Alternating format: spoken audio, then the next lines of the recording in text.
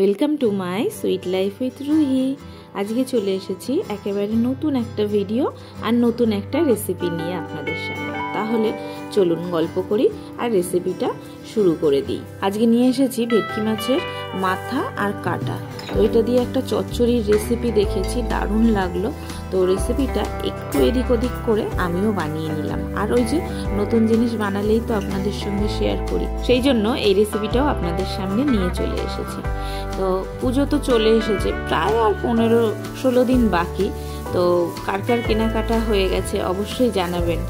আর আমাদের এখনও কেনাকাটি হয়নি, হলে অবশ্যই রুহি কি কিনলো আমি কি কিনলাম আপনাদের সাথে ভিডিও শেয়ার করব।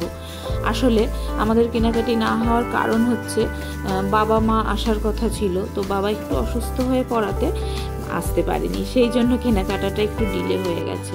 আর রুহির এক্সামও একদম পুজোর সময়ই ফেলেছে, তো সেই জন্য সময় করে উঠতে পারিনি। তো নিশ্চয়ই যাব, রুহির জামা কাপড় কিনবো আর আমরা একটা আধা নেব। আসলে সারা বছরই কেনাকাটা হয়ে থাকে বলে ওই জন্য ইদানিং পুজোর সময় আর ঠিক অতটা টান হয় না। আর এবছর পুজোটা তো জানেনই অতটা আনন্দের পুজো নয়। তো যাই হোক, কিছু তো কিনতে হবেই, একেবারে না কিনলে আমাদের না হয় হয়ে যাবে, কিন্তু রুহি কান্নাকাটি করবে, ও বাচ্চা মানুষ, তো ওকে নিয়ে একদিন বেরোবো। সেই ভিডিও অবশ্যই আপনাদের সঙ্গে শেয়ার করব। আর এখানে প্রথমেই দেখলেন মাছটার কাটার মাথাটাতে আমি ভালো করে নুন হলুদ মেখে রেখে দিয়েছিলাম সাইডে। আর একটা মশলা রেডি করে নিয়েছিলাম, যেটা হলুদ আর লঙ্কার গুঁড়ো দিয়ে। ওখানে কিন্তু লঙ্কার গুঁড়োটা আর হলুদের পরিমাণটা বেশ খানিকটাই আছে। আর এখানে তেলের মধ্যে আমি একটু আদা আর রসুন পেস্ট দিয়ে নিয়েছি। তেলের মধ্যে আদা রসুনটা সামান্য একটু নাড়াচাড়া করব, ওই কাঁচা কাঁচা গন্ধ ভাবটা চলে যাবে। এরপরেই আমি এই তেলে ভেজে নেব ওই কাটা আর মাথাগুলোকে। আর এখানে আমি লোহার কড়াই নিয়ে নিয়েছি, আপনারা চাইলে ননস্টিকেরও নিতে পারেন, কারণ ভাজার সময় এমনি কড়াই নিলে সেটাতে একটু লেগে যেতে পারে, সেই জন্যই আমি লোহার কড়াইটাই নিয়ে নিয়েছি। আমার কেন জানি মনে হয় না ননস্টিকে একটু টেস্টটা কম হয় এইসব রান্নার ক্ষেত্রে। ননস্টিকে একটু নুডলস বা অন্য রেসিপিগুলো করলাম ঠিক আছে, বাট এই রেসিপিগুলো পার্টিকুলার আমার একটু লোহার বা এই অ্যালুমিনিয়ামের কড়াই এটাতেই বেশি পছন্দ হয়।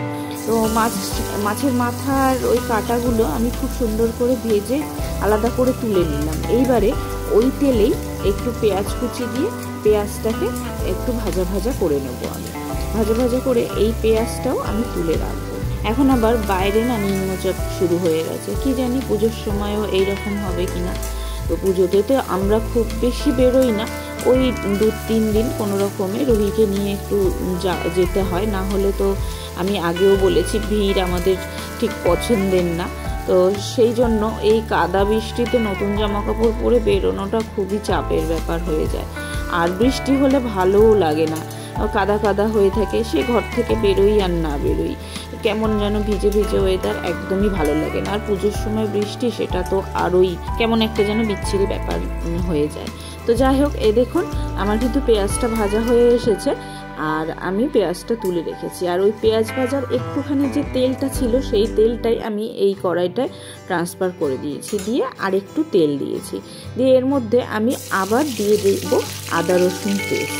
তো আদা রসুন পেস্টটা আমি কিন্তু তেলের মধ্যেই বারবার দিয়ে নিচ্ছি, এই কিন্তু একটা ফ্লেভার আসে সুন্দর, সেই ফ্লেভারটার জন্যই আমি তেলের মধ্যে দিয়ে নিচ্ছি।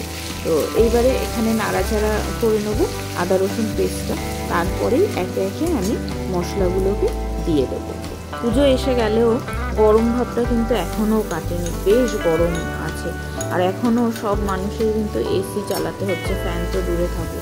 তো আমরা যখন ছোট ছিলাম তখন কিন্তু ওয়েদার এরকম থাকতো না। এই সেপ্টেম্বর মাসে এত গরম, এ তো ভাবাই যায় না। হোক, ওই তেলের মধ্যে মশলাটা দিয়ে আর ওই মশলার মধ্যে আমি একটু বাটি ধোয়া জলটা দিয়ে দিলাম, দিয়ে এরপরে মশলাটা সুন্দর করে একদম গ্যাসটা কমিয়ে বেশ খানিকক্ষণ ধরে কষিয়ে নিতে হবে।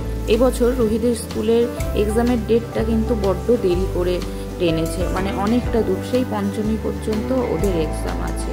তো অন্য বছর এইরকম হয় না, এত দেরি পর্যন্ত পরীক্ষা হয় না। তো এবছর কি হলো কি জানি, কিছুতেই ডেটটা চেঞ্জ করতেও চাইলেন না ওনারা, সবাই মিলে বলা সত্ত্বেও।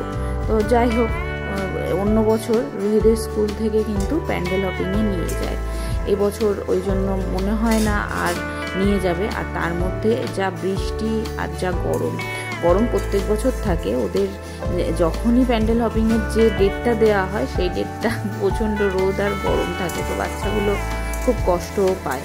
আর এবছর এই যে বৃষ্টি, মনে হয় না যেতে পারবে বলে, আর এবছর হবেও না মনে হয়, শুধুমাত্র ক্লাস 2 পর্যন্ত ছিল।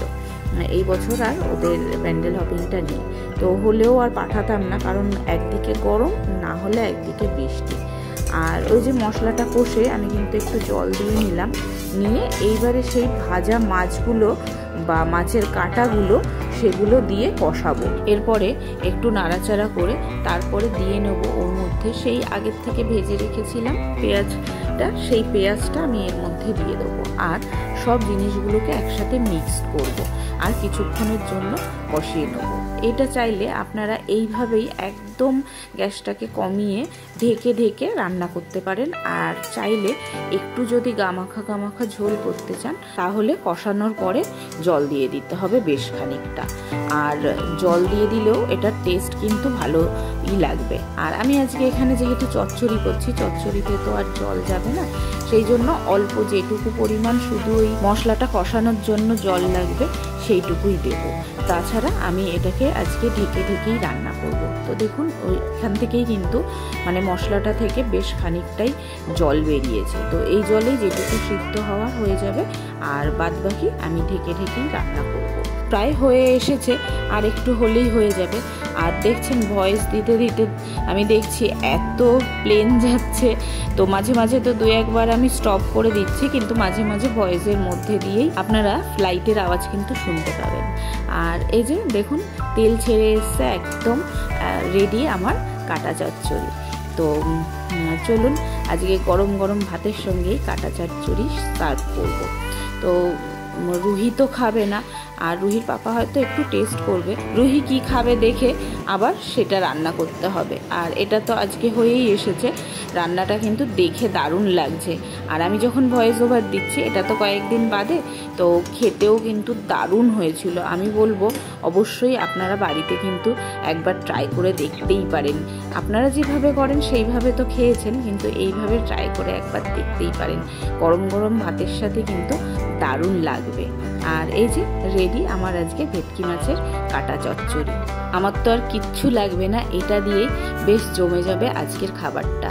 তো আমি এখানে কাটা চচ্চড়ি খেতে থাকি, আর আপনারা ওইদিকে রেসিপিটা ভালো লাগলে আমাকে কমেন্টে জানিয়ে দেবেন কেমন লেগেছে। আর অবশ্যই বাড়িতে কিন্তু ট্রাই করবেন। আর আজকের ভিডিও কেমন লাগলো সেটা আমাকে অবশ্যই কমেন্টে জানাবেন। আর নতুন বন্ধুরা যারা আমার ভিডিওটা দেখছেন তারা আমাকে সাবস্ক্রাইব করে দেবেন, আর ফেসবুকে দেখলে ফলো করে দিয়ে যাবেন। Thank you.